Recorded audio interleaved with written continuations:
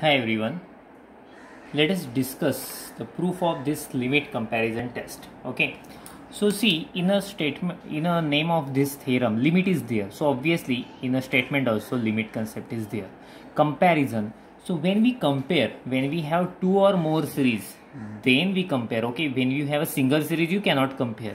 So here also we have two series, n and bn, and using with the help of comparison we are going to judge the series given series is convergent or divergent. Okay, so first of all we will discuss the statement and then we'll start its proof. So see, we have a two series. Okay, the basic condition is all terms should be non-zero and non-negative, getting all terms should be positive. So we take their ratios and we apply the limit. If the limit is positive, then we say summation n and summation bn both converge or diverge together. That means if one series is convergent, obviously second is convergent. One series is divergent, obviously second is divergent.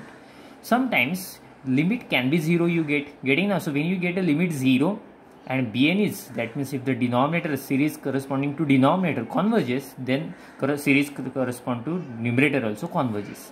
And the last thing is, if this limit does not exist, that means it is moving towards infinity.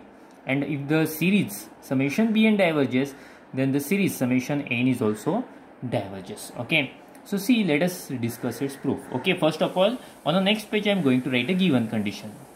So first of all I wrote the given condition. Okay, so n and bn, we have two series with terms are positive. Okay, so let us start for first sub question. What is the first thing? Limit n tends to infinity, n upon bn is equal to c, which is greater than 0. Okay, this is a given thing I am going to write. I will write we have limit n tends to infinity, n upon bn is equal to c, and which is positive number. So that means therefore we can say sequence. Okay, what is meaning of this sequence? N upon bn converges to c. So the same thing we are writing in a different way. So this is a sequence which converges to C. Do you remember the definition of convergent sequence? Yeah, for given epsilon greater than 0, there exists n belongs to set of natural number such that mod xn minus x less than epsilon for all n greater than or equal to capital N. So I told you the standard definition. So let us use this standard definition here. Therefore, for epsilon is equal to, epsilon can be any positive number. Now, so I am particularly taking c by 2. So c is positive, so c by 2 is also positive. There exists some natural number.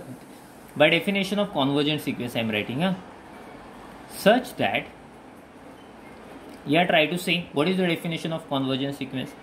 Mod x, this xn, that means n upon bn minus c, it converges to c. So this is less than epsilon for all n greater than or equal to capital N. Okay, so do you know one result I am going to write here? Do you know this result, mod a less than b if and only if minus b less than a less than b? This is a very useful result for us. So this result I am going to use here. Tell me, if you compare, what is a? The term inside the mod, that is our a. What is b? Epsilon is our b, right?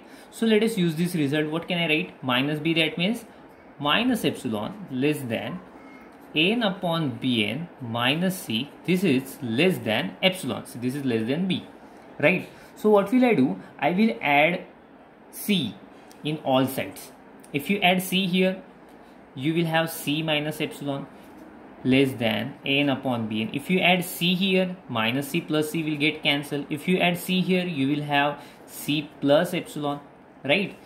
But what is my epsilon?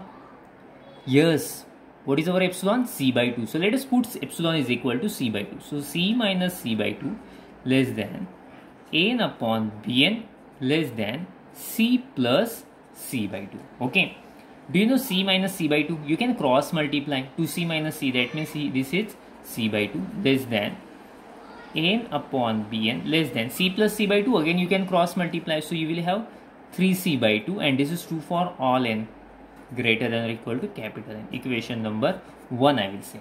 Okay, so see, what will I do? Okay, I will not call it as equation 1. What will I do? I will multiply both sides by bn. So what will I get if I multiply both sides by bn? C bn by 2, right? Less than n less than 3c by 2 bn. Now I will call it as equation number 1. So see, this is equation number 1. So see, now I am going to consider a case if summation bn converges. See, if summation bn converges, obviously summation 3c by 2 bn converges, right? So that means if this series is convergent, if you multiply by any constant, obviously it will also converge. So see, from equation 1 we can say, so by comparison test I will write by comparison test. See, you know that by comparison test, if the large series is convergent, small series also converges. So we are comparing, if the larger is convergent, the smaller is also convergent. So therefore by comparison test, summation n running from 1 to infinity is convergent series. So I can mention from equation number 1. With the help of 1 also we wrote. So see what we have proved. We have proved if the bn summation bn converges, then summation an converges. So see, now our second case is, I will assume if summation bn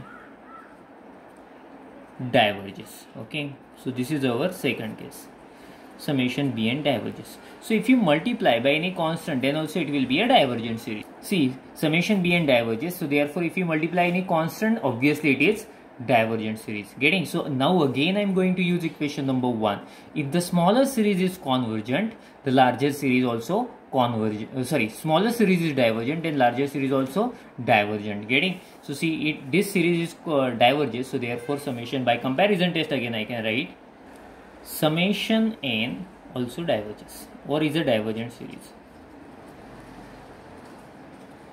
We have taken the help of equation 1, so that's why I written here equation 1. Okay, so in this way we have finished the first part. Okay, so see, in this way what we have proved, if the value of limit is c, then summation n and bn both converge or both diverge. We are getting summation both of them are convergent or both of them are divergent. Okay, so let us go for the second case. What is the second case? If limit of this ratio is 0. Okay, so I am going to consider on the next page. So I have considered a second case here. So value of limit is 0. Okay, that is this sequence converges to 0. That is sequence n upon bn converges to 0. So now again I am going to use the definition of convergent series. Okay, so therefore you remember now, in last time also we have used for epsilon is equal to, now this time I am taking epsilon is equal to 1, which is clearly greater than 0. Yeah, there exists, what can we write?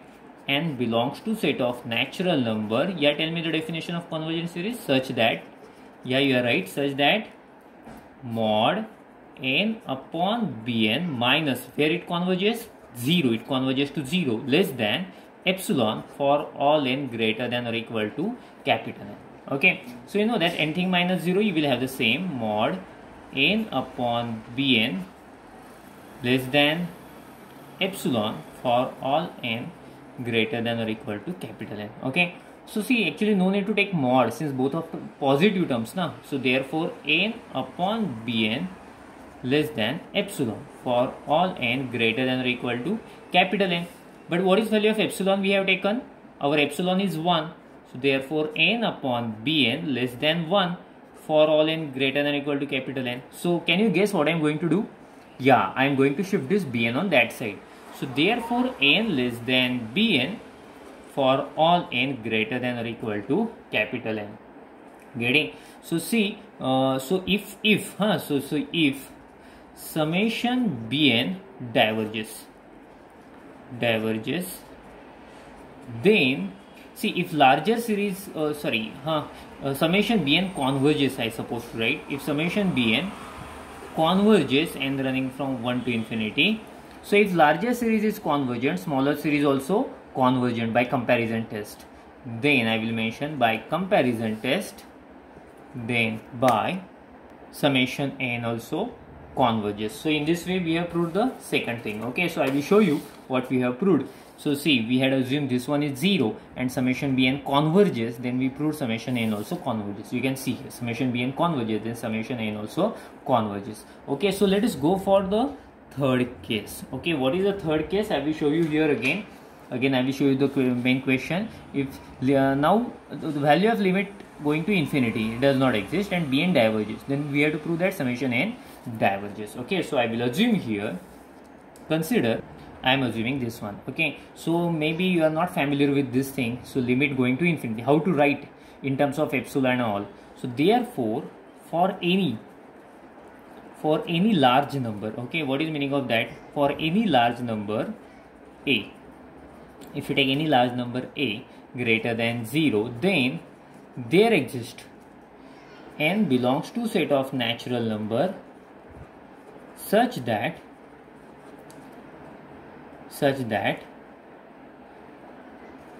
n by Bn greater than capital A for all n greater than or equal to capital N. Okay, in this way we can write limit tends to infinity. So see, after that what will I do? I will shift Bn on that side. So n greater than abn. Okay, so now I will simply interchange this thing I will write here and this one I will shift there. So therefore abn less than n for all n belongs greater than or equal to capital N. So see, if now the given condition I am writing here, if summation bn diverges, then so by comparison test what can we say? If smaller series is divergent, larger series is obviously divergent. So therefore Bn diverges, then n also diverges. Therefore by comparison test summation n also diverges. Okay, see, actually I supposed to write when summation Bn diverges, then if you multiply by a, then also it is divergent series. So therefore by comparison test summation n divergent series. Okay, so I will show you what we have done actually. So in a third case we assume this is going to infinity and Bn diverges, summation Bn diverges, then summation n also diverges. So in this way we have completed its proof. Thank you.